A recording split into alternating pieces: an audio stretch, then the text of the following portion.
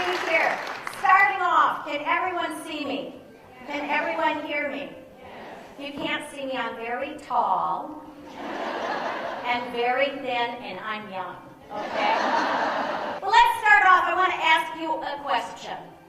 Who is in charge of making your life great?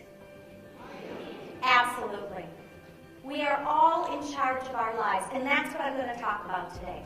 I got to tell you a story. When I got divorced, I couldn't eat. I was just miserable, and I lost all this weight, and I moved back to the States. And my ex-husband, Kurt, came to see the girls. And so I was still really thin at that point, and I remember I got all foxed up. I did. I got a fake tan, and I bleached my teeth, and I put on really tight clothes. I did. Had the girls up and out. And I did. And I did not do this because I wanted him back. I did it because I wanted to make him suffer. Yep. And so, great story. So I go to Minneapolis, I'm meeting him, and I have the girls with me. And we're trying to cross the airport and to cross the street to get to the airport. And these cars are going back and forth. And I'm feeling hot, I have to say. I really am. I'm feeling great.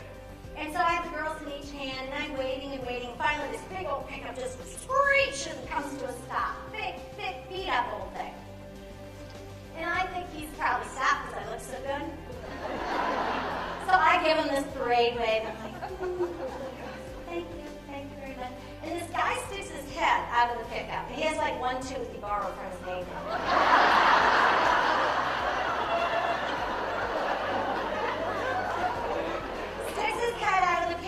And he said, hey, you girls take care of your grandma now, you hear? I'm kidding. Oh. Remember funny events, savor special moments, and here's a really good one. 3 daily blessings before you go to bed that night, after you brush your teeth, and before you lay your head on the pillow. Think of 3 good things that happened that day. 3 good things. And then start to think about why those things happen. They have done studies on this one simple exercise, and it improves happiness. Because you know what happens is the next day when you know you have to write them down, you start looking for good things. And when you look for good things, you find good things. Isn't that right? So we'll go back to this blind fool in the pickup.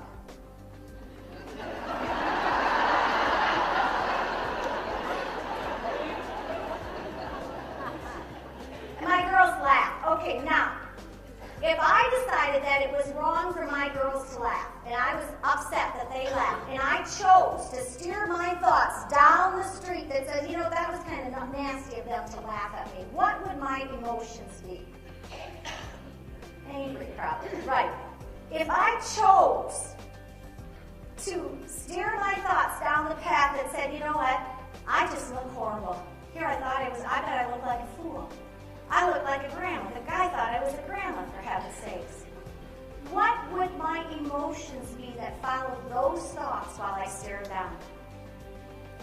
Probably kind of sad or depressed, wouldn't it be? If I instead thought, wow, that's a story. I've got to tell that one to everybody. Because that's funny. What will my emotions be? Happy. Yep. We steer where our emotions go. It wasn't what the guy said that created the emotion. It was my response to it. I would start a diet every single Monday. I would. You know that? Right. And be like, yeah, I'm going for it. This time I've had it. I don't care what I've done in the past. This is it. I'm losing the weight. So Monday I'd have like 2 string beans and a soda cracker. So I'm getting it really hard. And then on Tuesday I'd have like 2 string beans and a soda cracker, and I'd throw in maybe a piece of dry toast or something like that, you know. So by Wednesday I'm feeling really good. You know, I'm going to weigh myself, and I'm thinking I probably lost like 7 pounds or something. And so I got on the scale, and I lost a half a pound, right? So for Wednesday, I had like a half side of beef, you know, and a big bag of Doritos, you know. And then that vicious cycle just continues because I got to wait till Monday to start dieting. You know it. Yep. But I had lost about 7 pounds at one point, so I suppose I was probably about 158 pounds at that point. Then I walked into this local clothing store feeling pretty good, and I wanted to buy a new dress. And of course, the little, scrawniest, youngest sales lady has to come up. Little, tiny, young thing comes up to me. I want an older, middle-aged, heavy-set woman. That's what I want. But no, I can never have that. So she comes up to me and she says, "Hi, can I help you?" And I said, "Yes, I'd like to buy a dress." And she says, "What size?" Well, if I have my girls and a toolkit with me, at that point, I could get into a 9-10, okay? So this girl says, "What size, 15, 16? Right. I said, "No, I wear a size 5'6".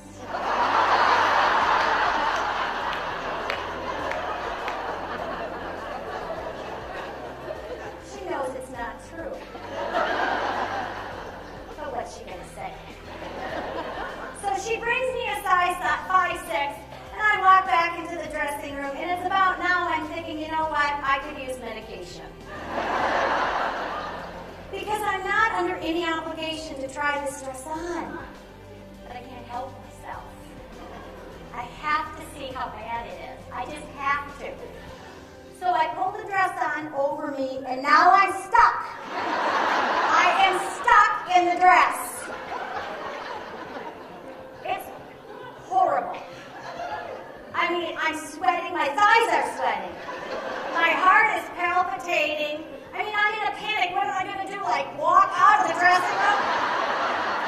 My big grandma underwear hanging down? Right. Have these little chicks pull me out of the dress. It ain't happening.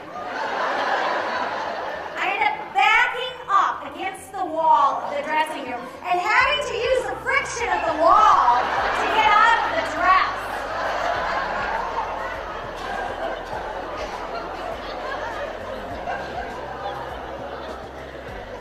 And the only reason this is funny is because it's happened to every one of you.